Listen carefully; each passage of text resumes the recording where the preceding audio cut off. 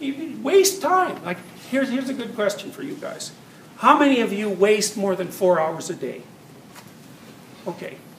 So I would say the reason you do that is because you haven't really faced the reality of your own death. If you had done that, you would stop doing that. You would not waste time. You know, and we could do a quick economic analysis. I like to do this with people. So what do you think your time's worth an hour? Guess. We know it's at least $10, right? Because that's minimum wage. Well, so the minimum value society puts on your labor is $10 an hour.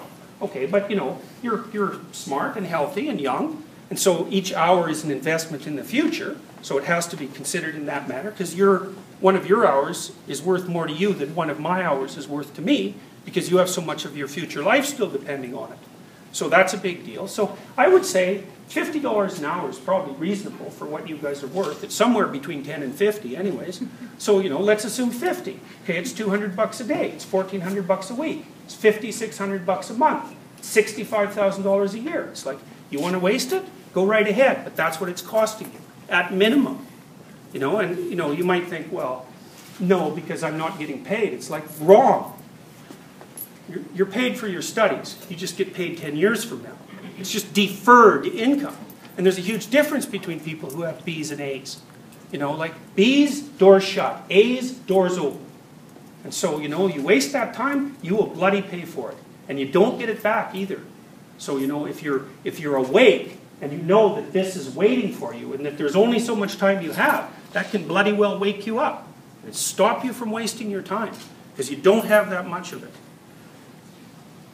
This is a medieval representation it's a very strange representation, obviously, because it's a crucifix and has a snake on it. It's not, but it's a tree snake thing, you know. And it's actually an echo. There's a story in the Old Testament about Moses leading his people through the desert, and it's sort of a, you know, they've escaped from tyranny, so that's the previous place of order. Now they're in chaos because they've left tyranny, so they're all wandering around sort of without their heads. They don't know which way they're going. They're trying to run away from something that's bad and towards something that's good, but they don't know where they are. And so they get all kind of, you know, fighty and break into factions, and then they start worshipping false gods like golden calves and so on. It's fragmentation under pressure, right? And so God gets irritated at them, and he throws a bunch of poisonous snakes into the desert because, you know, he's such an easy guy to get along with. So he throws a bunch of poisonous snakes in there, and they go around biting all these people who are, you know, not being faithful. And so all the people who you know, doubting Moses are starting to freak out because they keep getting bit by all these poisonous snakes. And so they finally call on Moses to ask God to, like, you know, call off the poisonous snakes. They'll behave, just call off the poisonous snakes. And God says to Moses to build a staff with a bronze snake on it, and that if people will come and look at the snake, then they'll be immune to the snake's poison, or the snakes will stop biting them. I don't remember which. And it's a lovely story because it's another exposure story. Eh? It sort of means that if you're willing to gaze upon the thing that is most poison to you, or that you're most afraid of, that can help you overcome it. And that's sort of what this is a representation of, except it's more complex because this serpent's tail sort of stretches down into infinity. That's what that representation is. It's sort of the manifestation of the unknown right from the beginning of time and space. That's what that image represents. And that's sort of the problem of humanity in some sense. It's that, you know, there's an infinite number of troubles stemming from an infinite source. It's a remarkable representation, I think. You've heard about near-death experiences, I imagine, you know, the idea that people see the light at the end of the tunnel, and then, you know, when they get through the light, they see all their ancestors there, and something that vaguely resembles God, and, you know, and that's conditioned to some degree by their cultural background. But it's a very common experience, and this is actually a representation of that from a 12th to 13th century painting by Hieronymus Bosch. And this seems to be the sort of thing also that's characteristic of the shamanic experience post-reduction to skeleton.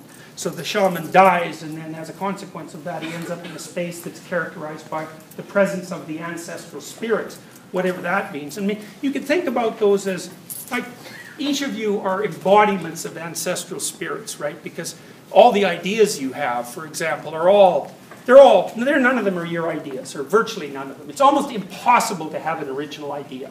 All the ideas you have are like the ghostly remnants of brilliant philosophers or theologians who've lived, hundreds or thousands of years ago, and your whole head is populated by these things. And they're sort of embodied things because they tell you how to act. They're not just cold, dead ideas. And you're a mixture of all those things. And I don't know if the ancestral spirits that these visionaries encounter are like personified representations of the spirits that live inside their head or what they are. But part of the experience seems to be, what would you call it? It's like a rescuing of the dying father from the depths. How many of you have seen Pinocchio? Right, so you know the fundamental theme there, right? Pinocchio is a marionette, so anyone can manipulate him. And he's a wooden head, he's not awake, he's not conscious, he's not alive. And so he can be led astray in 15 different ways. And, finally his father disappears to go looking for him. And for reasons that aren't exactly clear, his father ends up inside a whale at the bottom of the ocean, which is, not the first place you'd think of looking for your father. But especially if you were a puppet and like a cricket was leading you around, which is all absurd stuff. Although one thing I could tell you is, what's the cricket's name? Yeah. What's the initials? Right. So fake, right?